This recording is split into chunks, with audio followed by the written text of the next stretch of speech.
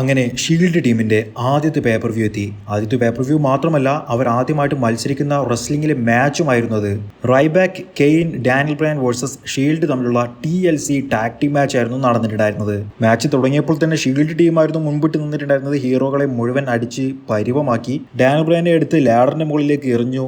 റൈബാക്ക് അപ്പോഴേക്കും ലാഡർ ഉപയോഗിച്ച് ഇവരെ അറ്റാക്ക് ചെയ്യുകയുണ്ടായി. റോമൻ റെയിൻസ് ഒരു ചെയർ ഉപയോഗിച്ച് റൈബാക്കിനെ അറ്റാക്ക് ചെയ്തു. കോർണറിൽ ഒരു ലാഡർ വെച്ച് അതിന്റെ മുകളിലേക്ക് റെയിൻസിനെ എടുത്ത് ഒരു 1.5 എറിഞ്ഞു. സെത്ത് റോളിൻസിനെ ലാഡറിന്റെ അകത്താക്കിക്കൊണ്ട് ചെയർ ഉപയോഗിച്ച് അടിയോടടി അടിച്ചു. പക്ഷേ ഇതിലെല്ലാം തന്നെ എടുത്തു പറയേണ്ടത് റൈബാക്കിന്റെ പവറാണ്. വൻ പവർ ആയിട്ടുള്ള പെർഫോമൻസ് ആയിരുന്നു റൈബാക്ക് നടത്തിയത്. സെത്ത് റോളിൻസിനെയും ഡീൻ ആംബ്രോസിനെയും ഒരു ഡബിൾ സൂപ്ലക്സ് ആയിരുന്നു ലാഡറിന്റെ മുകളിലേക്ക് ചെയ്തിട്ടുണ്ടായിരുന്നത്. പക്ഷെ 3 പേരും കൂടി ചേർന്നുകൊണ്ട് റൈബാക്കിനെ അറ്റാക്ക് ചെയ്തു. അനൗൺസർ ടേബിളിന്റെ മുകളിലേക്ക് വീണ്ടും പവർ ബോംബ് ചെയ്തു. കെയ്ൻ ഡീൻ ആംബ്രോസിനെ ചെയറിന്റെ മുകളിലേക്ക് ചോക്സ്ലാം ചെയ്തു.